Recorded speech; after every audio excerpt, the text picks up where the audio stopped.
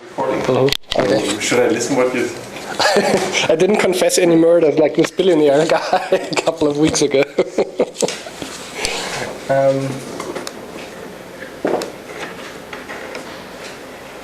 All right, there we go. So thanks for the introduction. So I'll introduce how to predict protein 3D structures from evolutionary sequence variation or covariation today. And this talk has three parts. The first one is the big conceptual picture, how to use correlated mutations for identifying co-evolving residues, and just the picture of how you do that. And then the second part is the methodological details of how you actually do it. So that's a bit of math and the ideas behind that. And in the third part, I'll show how you can, from that intermediate step, which is the 2D contact map prediction, go all the way down to 3D structures of proteins just folded from sequence information. Now, as you all know, the structure prediction problem in its essence is very simple. It's just going from genotype, which is the DNA sequence, or directly in turn the protein sequence, and going from the protein sequence to the phenotype, which is the folded 3D structure of the protein. And so until 4 years ago, it's been thought mainly that you need big computers for that. You all know about Rosetta at home or folding at home, these force field driven approaches where you just simulate the folding or minimize a force field, and that gives you the structure in the end. This is a very different take on this problem, as you will see in this lecture.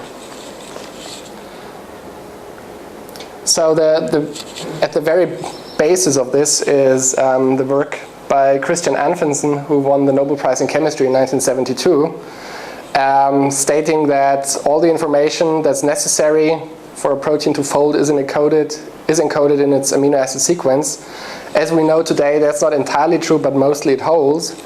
So knowing that we can just look at amino acid sequences and in principle go to the structure is what is at the heart of this. Now, why do we really care about predicting structures? That's always an important point to keep in mind. Why don't we just solve all these structures experimentally? And as you probably know, it's just these experiments, X-ray, NMR, are very time-consuming, expensive, and for many proteins, they simply just don't work using the current state-of-the-art techniques. So we have all these sequences nowadays from genomic sequencing, but the structures that are being solved don't keep up with the sequences. And it's been like that in earlier years. Even if you continued further in the past, it looked like this. And this gap between the number of sequences, or if you group them together in protein families, what's shown here, just doesn't go, or the structures just don't keep up, and the gap doesn't get closed. So there's this huge number of protein families and protein sequences where we don't have structural information. For some of them, you might use homology modeling, but there's also many other families where there's no structure at all. And so this work is now about turning the problem around a bit and saying, can we make use of all these sequences that we have and learn something from all these huge numbers of sequences about the structures of these protein families that we don't know. And so that's the concept, which is very simple. It's the concept of correlated mutations or compensatory mutations. So let's assume this is a protein, and these two blue blobs are two amino acid residues inside the protein.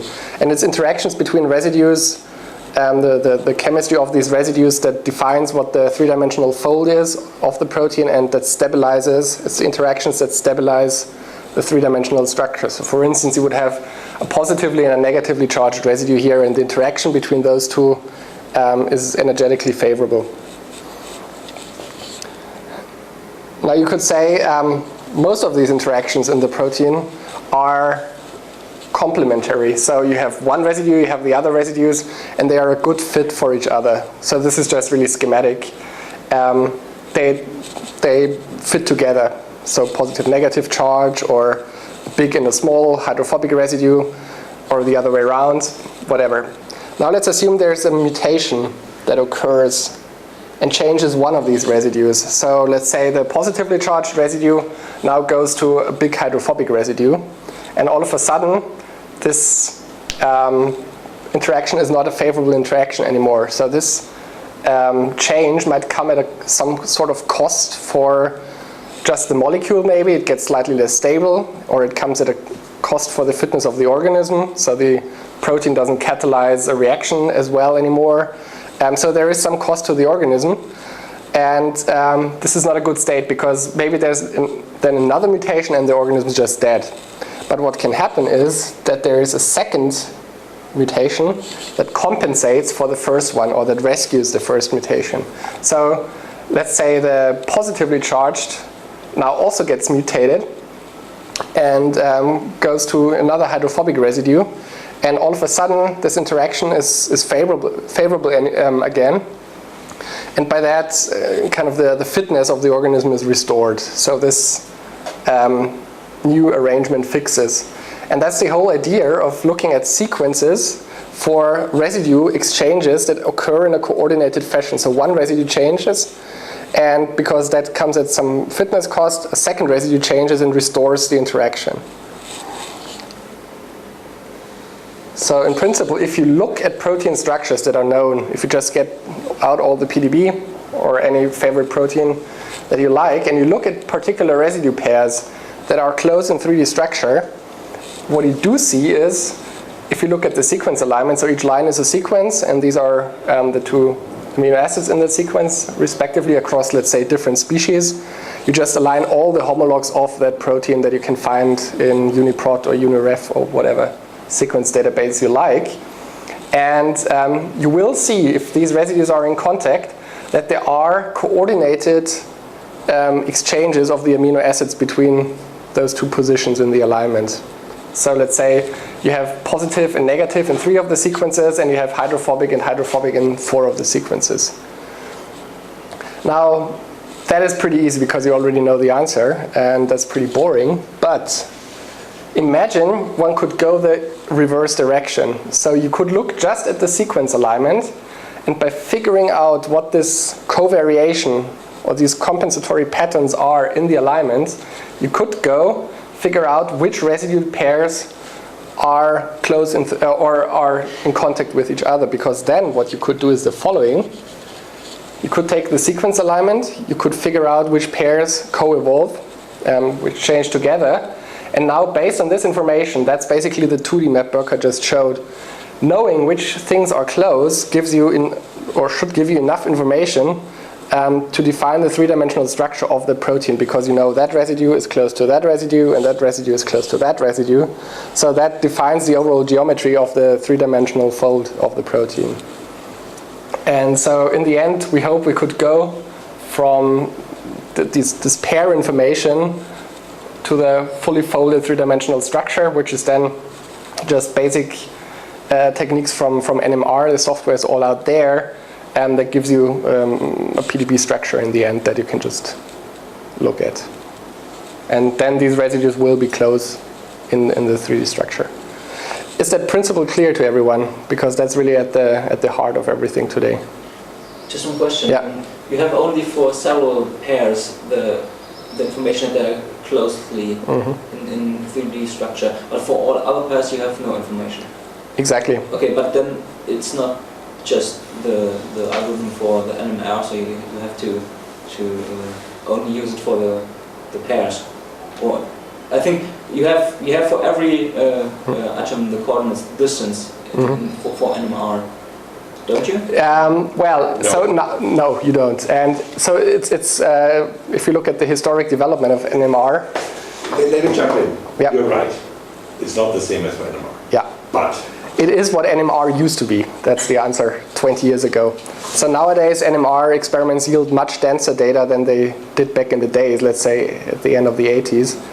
And so in comparison, what we get, and we'll get to that, is much sparser than NMR. And you do need to supplement that with other things in the end to get the structure, like secondary structure prediction, because you don't get from this analysis, at least we haven't found a way right now to do it really all the way through, of extracting what the secondary structure is.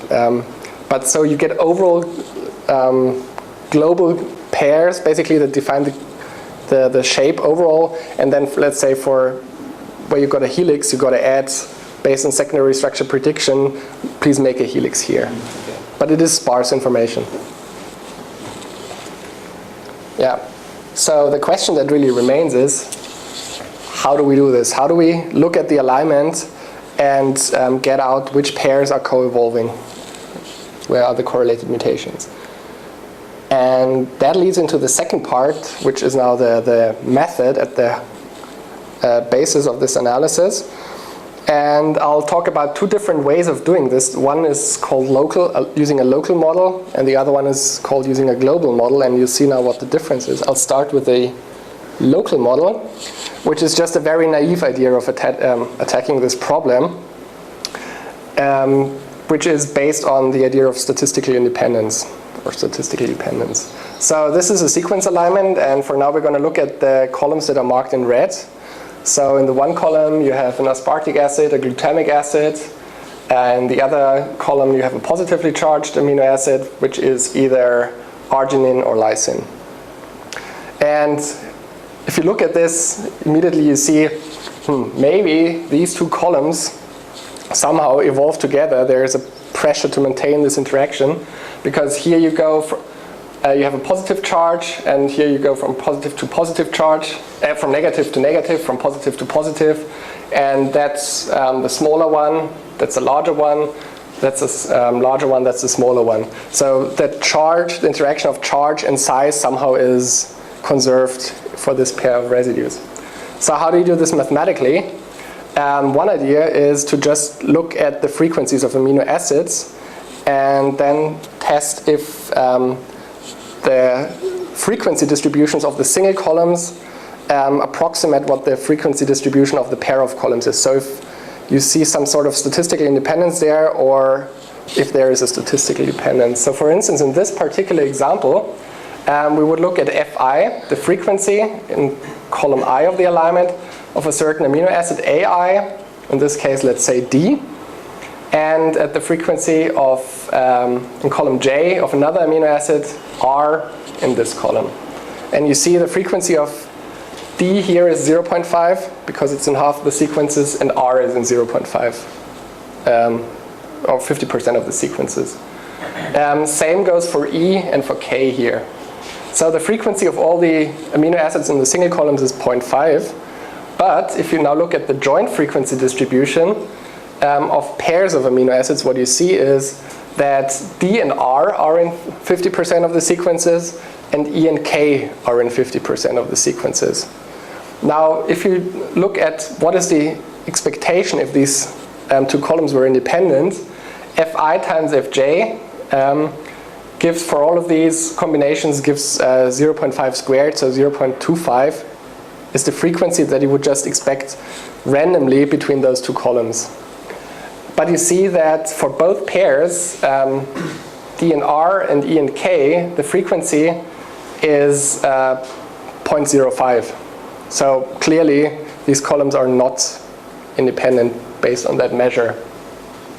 So calculating that term, you would say, maybe these two columns do co-evolve, so there are compensatory mutations between the two. Yeah? Just a question about the pairs. Let's take the red one. Do it always have to be exact these column pairs, or have they a small window, so could like the pairs be not in the same color but like plus minus one? You know what I mean? Mm-hmm. So because the one compensates the other, but could this be like in a window of 5, because folding doesn't really matter if it's like this or like this? Yeah. So we don't do that. We only look at precise column identities, and we look at all pairs of columns.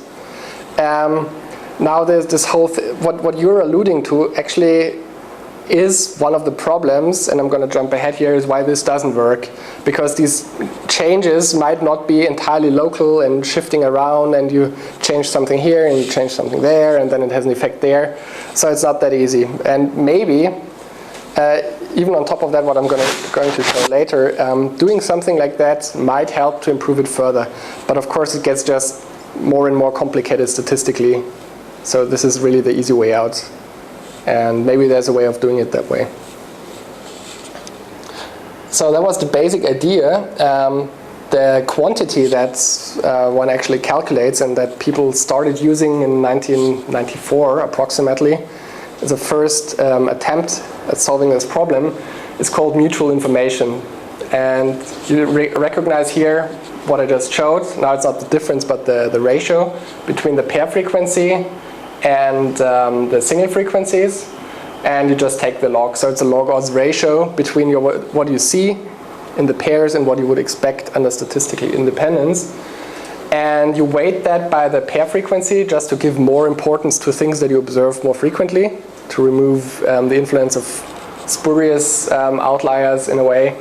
And you sum that over all possible pairs of amino acids that you could observe in those two columns. So for each pair of columns I and j, you get this number MIIJ, which is a sum over 400 number, evaluating all possible 20 by 20 amino acid combinations.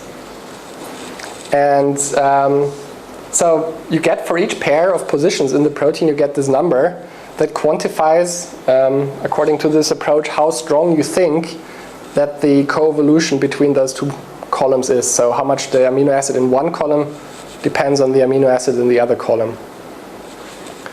And if you do that, and you say, take the first 100 pairs with the highest MI scores, and look at them, this is what you get. So I'll just briefly re-explain what a contact map is. Probably you all have seen it in the programming practically anyways. Can't see it anymore. This is, on both axes, the sequence of the protein, so it's just the indices of the positions, and it's a symmetrical representation along the diagonal.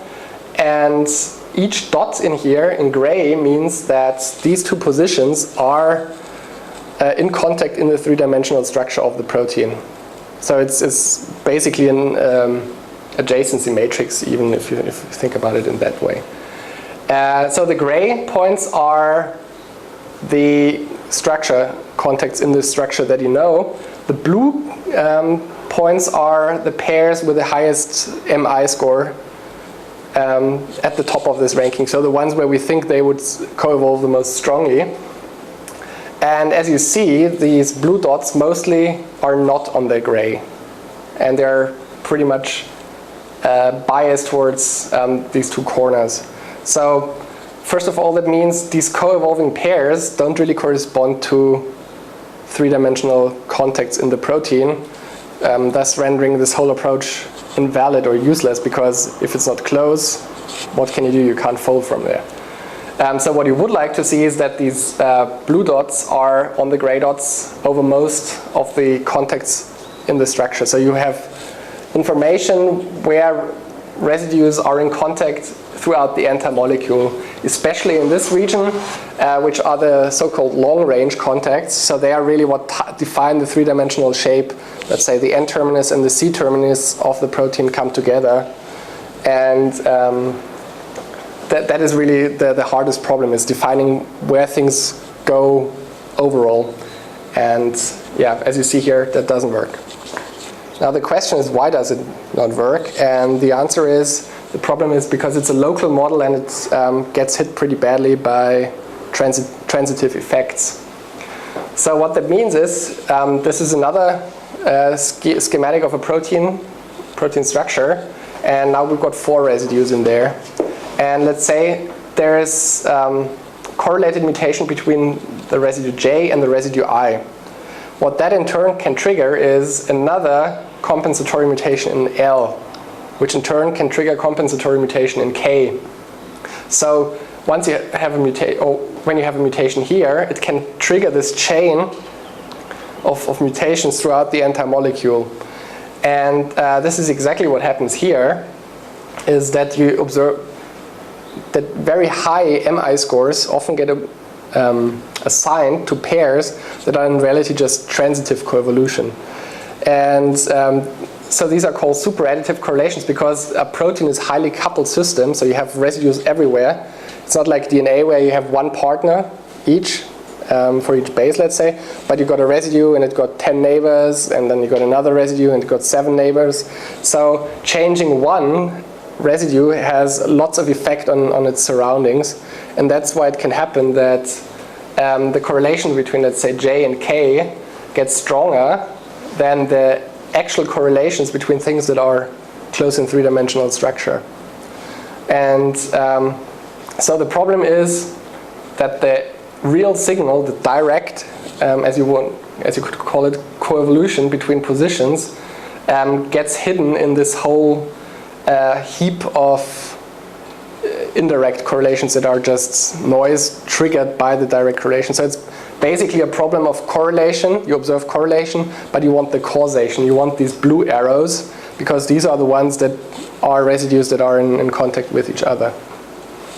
And the reason why this approach can't deal with it is because it's a local model. So it only looks at pairs of positions. So you calculate mi for one pair, then you calculate mi for another pair. But at that point, you never look, when you calculate one of these pairs, you never look at all the other pairs. So you don't know what's going on in the rest of the protein. And you don't have any chance, if you look at J and K, to figure out what's going on, because you don't know anything about I and L, because you're just looking at those two columns. So the solution is you need to look at all the possible pairs at the same time, and then there is maybe hope that that some sort of algorithm or model figures out these are the direct correlations and the gray is the noise, or the spurious correlations that we don't want.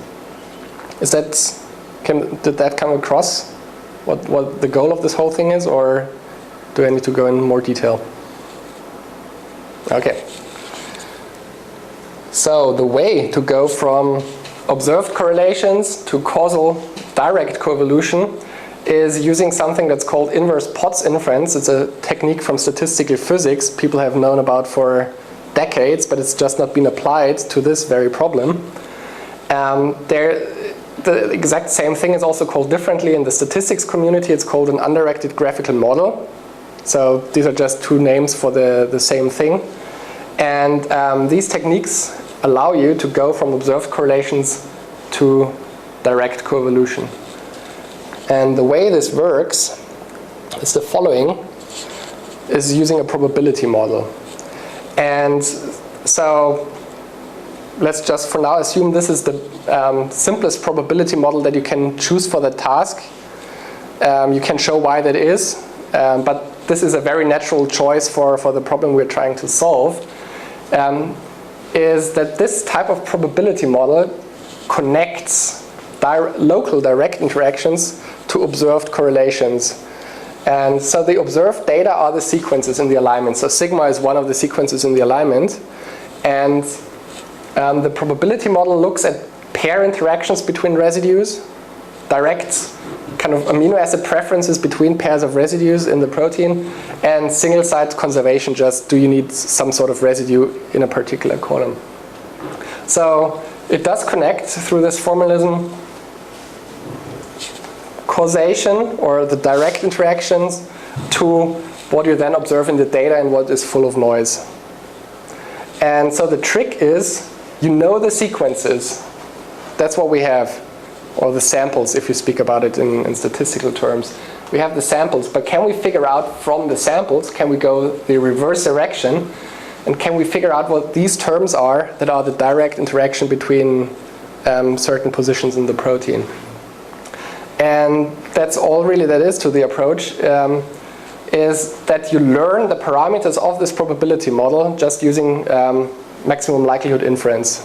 So that's almost statistics basics, just that you need to make some sort of approximation, because otherwise you can't compute it. But you take your sequence alignment and you go from the sequences and you find the parameters of that model that best explain what you see in the alignment. So you can think of this as kind of the statistical process that generated the protein family, and inside this model are the requirements on that protein family, how it has to look like. And it's this underlying requirements that we want to extract. So what you do is maximum likelihood inference. You take all the sequences in the alignment, you write down the probability for each sequence, you multiply that as a function of the parameters now, as any likelihood function is. So you have the probability of the data given the parameters, and then you optimize that likelihood function, and what you get out are these parameters h and j, and these j parameters are what we want because they are the direct interactions. And from these direct interactions, again, we have 400 numbers for any pair of amino acids between two positions. So we have A and C, A and D, and so on and so forth. You just take those 400 numbers for any pair of positions, and you square them, you sum them, and you take the root. And this gives a new score, which we now call Fnij. So this is, again, one number for any pair of positions in the protein. And now this number is basically our new attempt at solving this instead of the Miij that didn't work. Let's see if this Fnij captures residues that are in contact in the 3D structure. There are some other technical details to this that I won't go into. You have to do some additional calculations for this to work out, but that is the gist of the approach.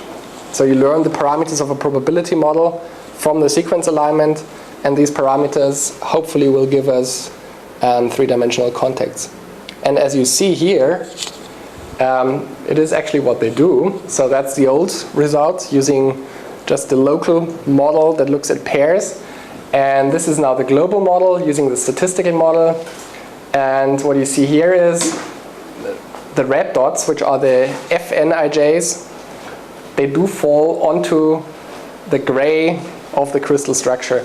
So here, the pairs that we identify as co-evolving from the sequence alignment do match mostly with residues that are close in 3D in the structure.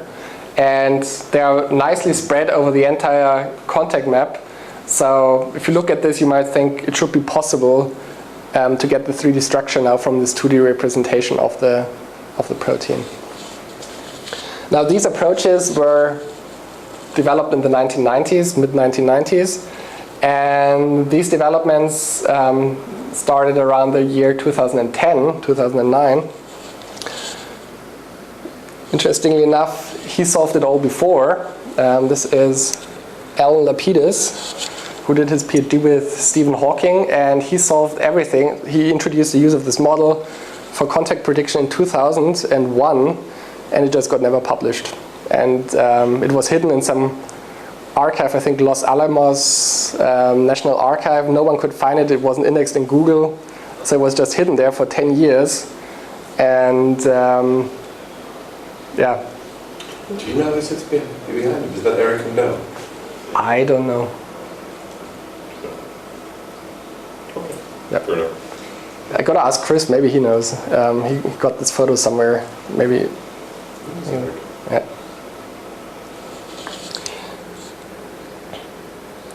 And so now we have a method that allows us to identify pairs from sequence alignments that are close in 3D. Can we go to full 3D structures? So but there's the question, is there only structure we can predict, or are there other things that you could look at?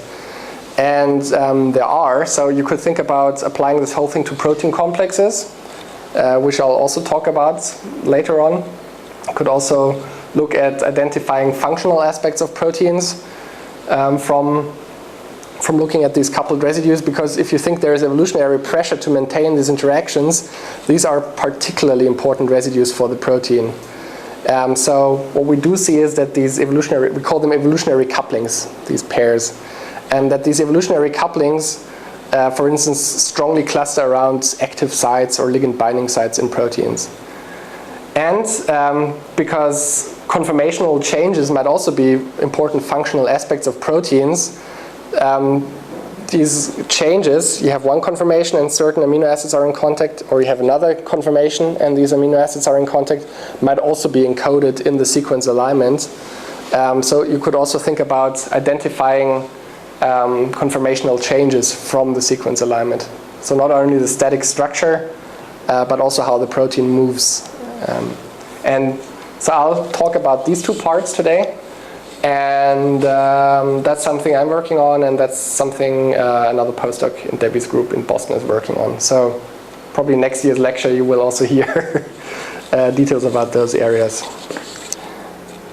So first to 3D structure, just as a brief reminder, the idea is sequence alignment, figure out what the contacts are, the evolutionary couplings, and then go to the three-dimensional structure.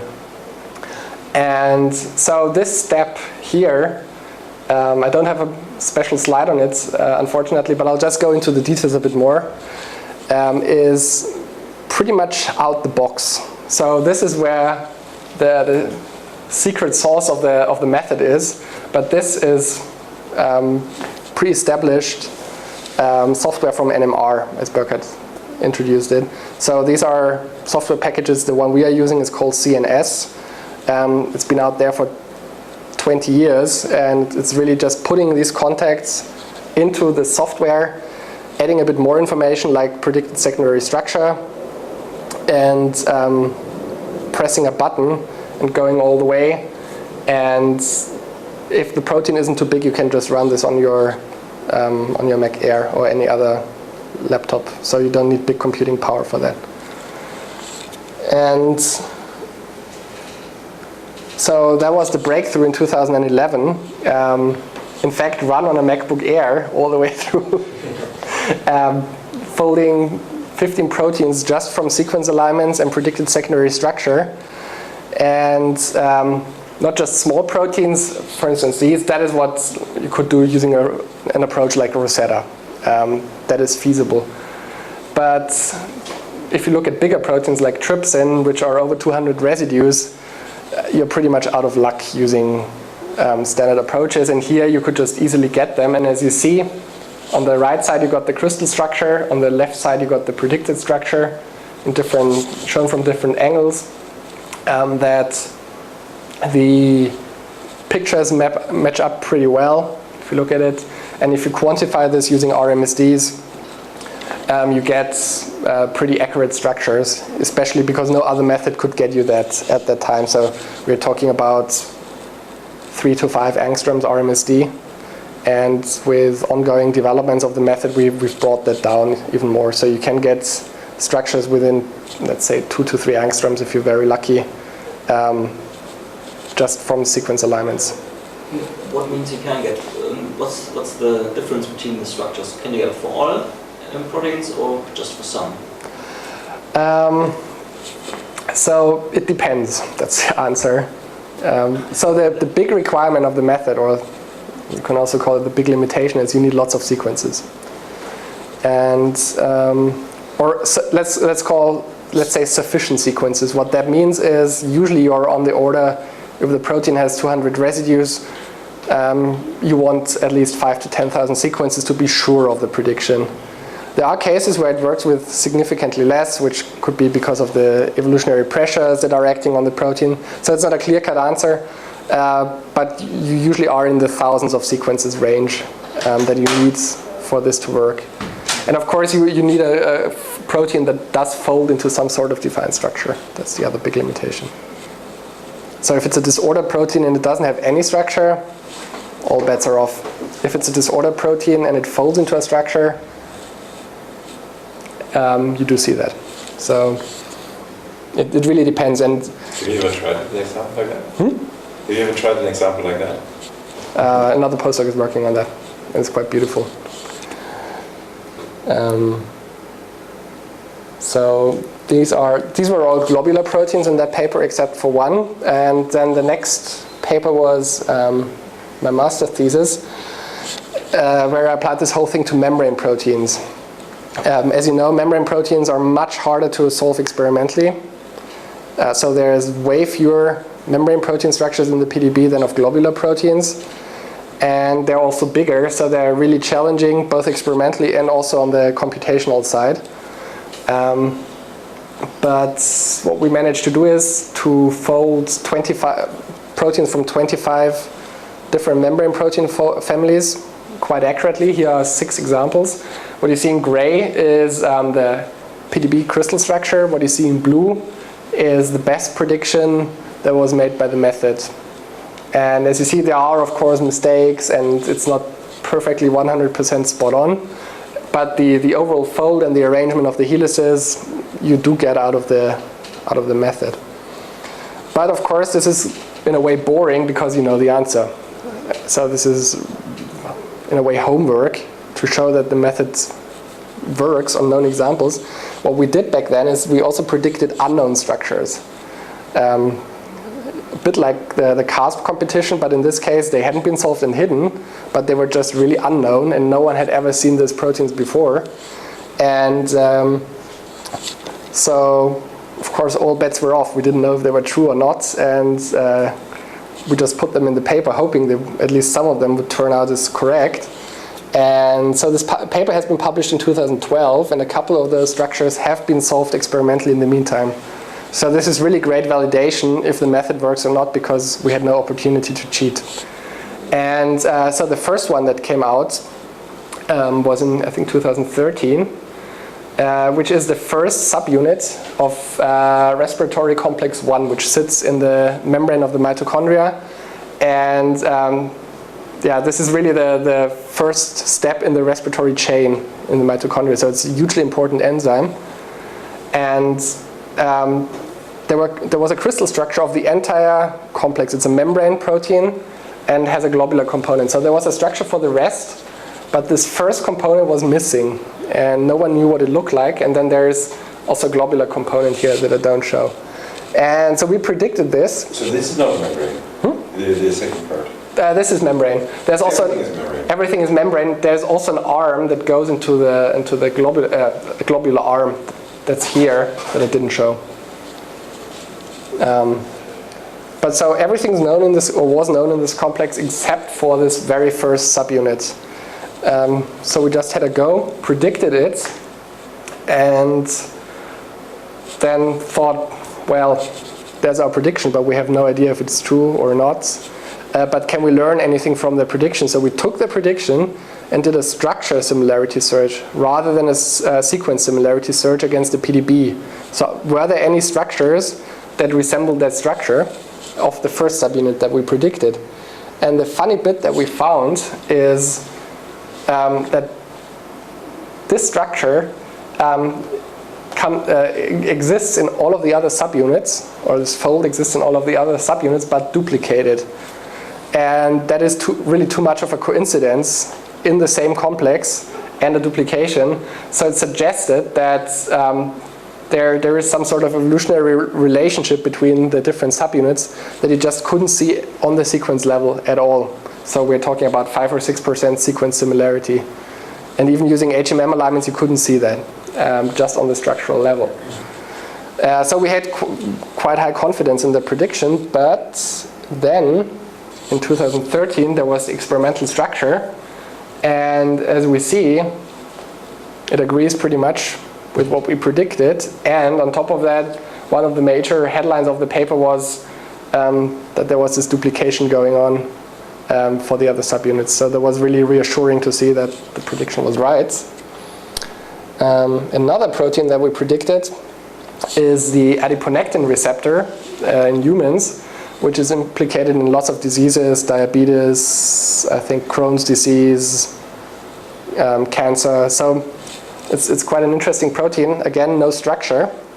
And we predicted it, and also found some very interesting similarities to other proteins that already had been solved, but looks like there's zero evolutionary relationship. So in this case, it looks more like convergent evolution to the same three-dimensional fold as GPCR proteins, for instance. And again, this structure came out, I think, a month ago. And yeah, we were really anxious to compare, because this was the prediction we had the highest confidence in of all the ones we did. And so we ended up with 3.7 angstroms RMSD over 186 out of 210 residues, I think. And if we rerun this protein just using, now that we have more sequences in the database, we have an improved algorithm, you actually get to 3.5 over the entire length of the protein. So you can get pretty accurate predictions. But the one you show, the blue, is the one from the paper. That's the original one from the paper, but the new one is even better. Does it change anywhere where the major clashes are there? On the right side, I don't see it over here. Yeah. I would have to double check that. But so what's going on with this protein is I'm pretty sure these are multimer contacts pulling it over, because it's known to be a multimer, and that's probably what pulls it in the wrong direction. Published?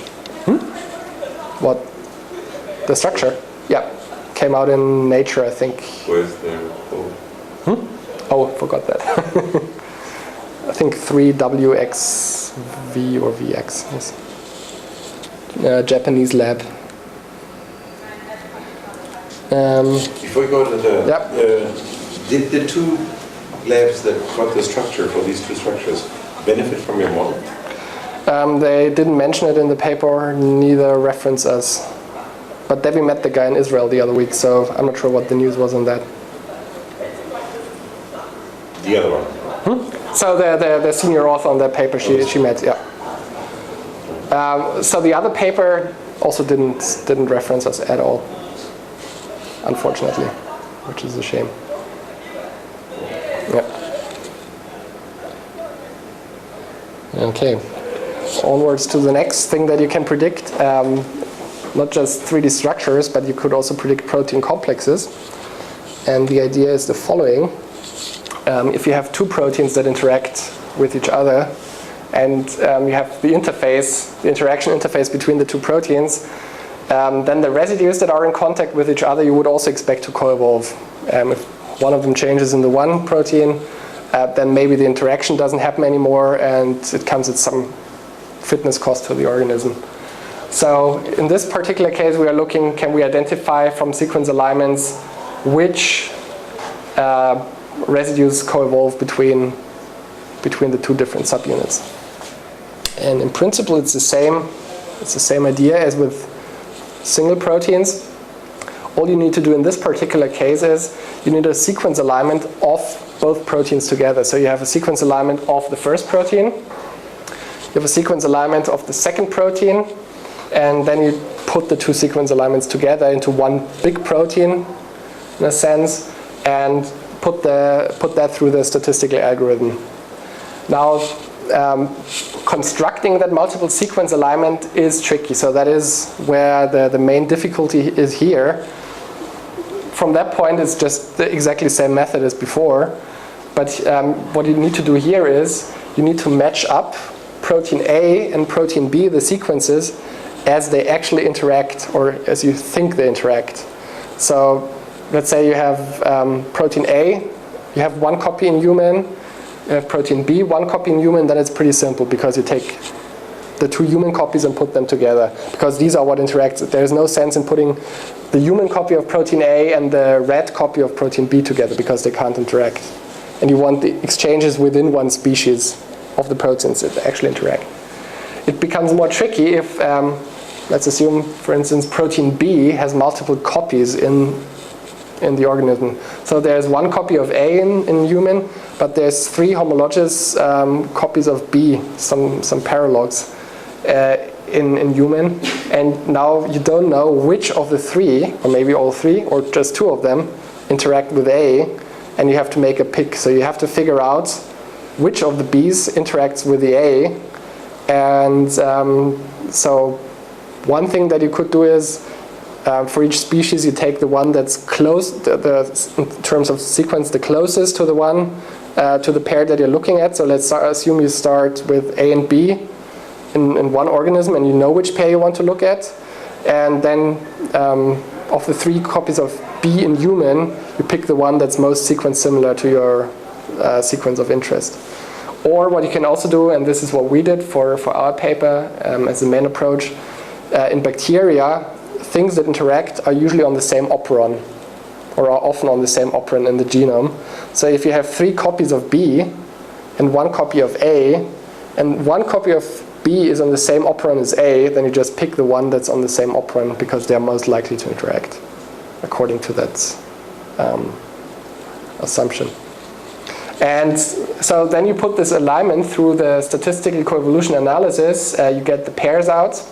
We're still, because there caused some confusion in the previous lecture, we're still just looking at pairs of residues here. So the arrows just mean this residue interacts with these, but we look at 3 pairs, for instance, here. So it doesn't go beyond pairs. And once you know the pairs that are interacting and what the interface is, then you could also, for instance, dock the 2 proteins together using molecular docking and the software that's out there for these questions. Now here's one of the examples that we calculated. It's a known complex. It's an ABC transporter that transports methionine into the cell. And there's a membrane domain, which is here in green, and there's the ATP binding or hydrolyzing domain in blue that drives the transport. And the red lines show pairs of residues that have been predicted to co-evolve according to our methods. And the dashed red line is one that's a false positive, so that's very distant in structure. But it still might be some sort of functional coupling. It's just not close in 3D structure. But most of the lines you see are dashed, and that means they're within 8 angstrom of each other. So they are proximal.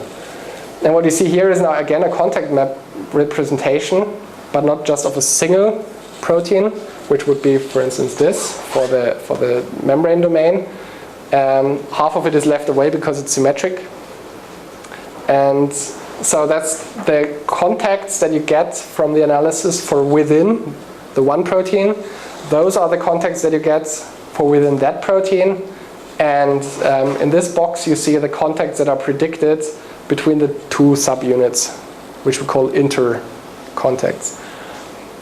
And again, except for this one, which corresponds to this one, all of them are on top of gray. So that means the coupled residues are residues that are close in 3D structure.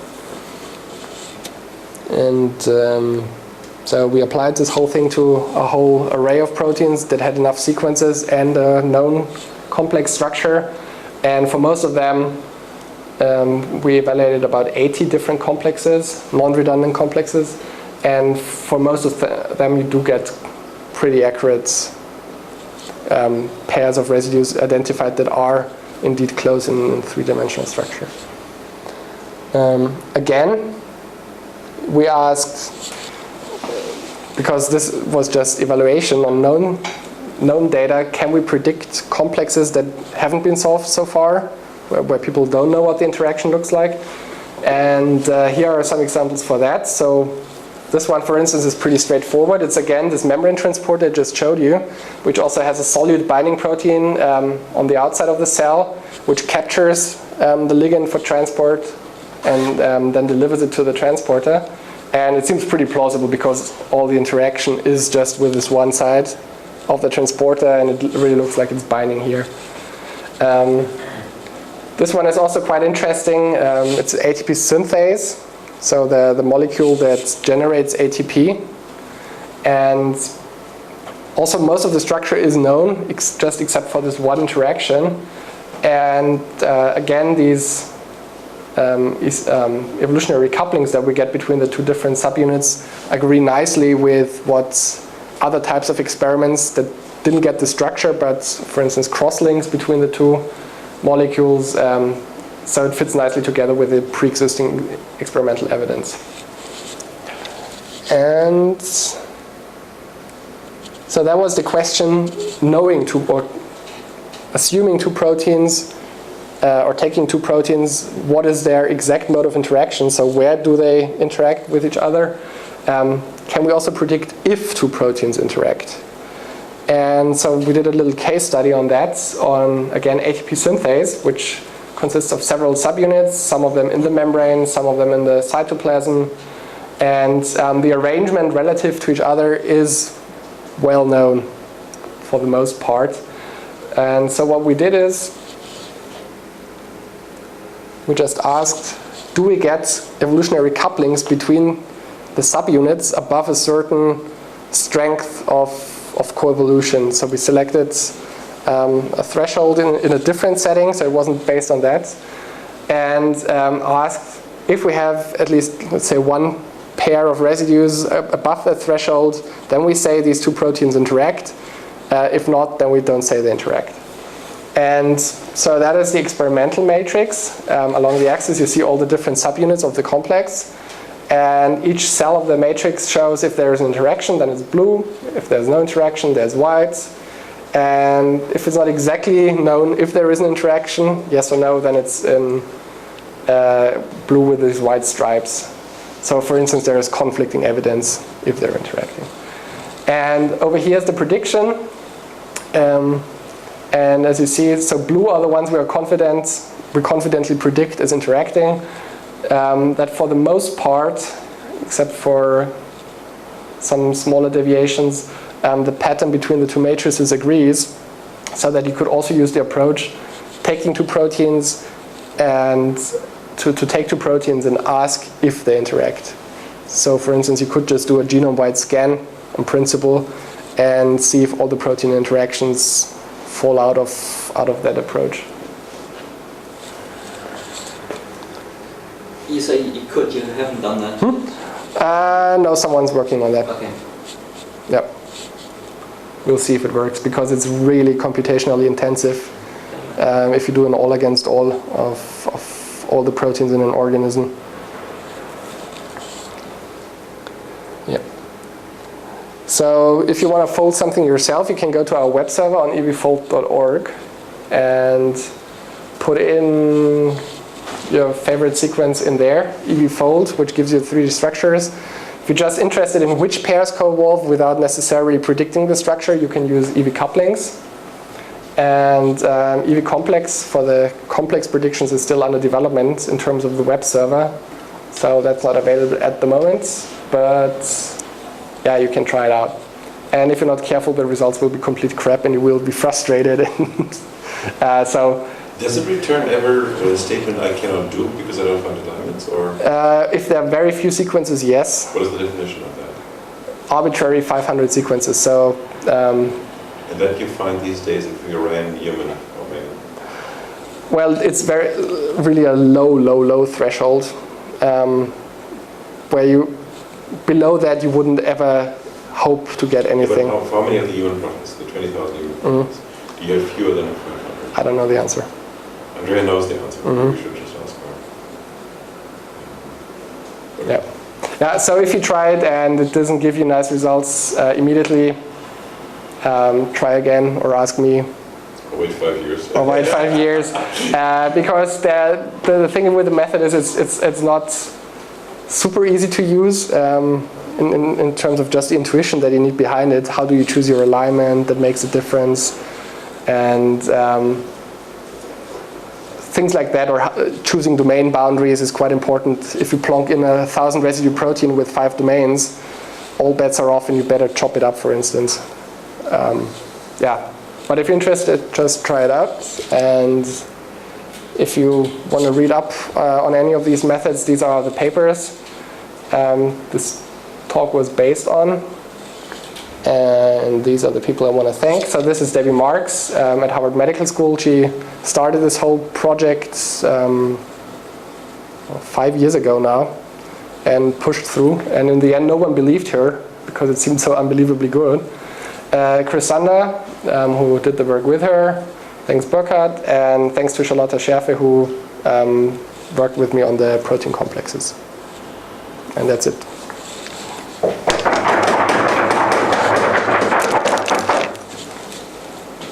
Questions?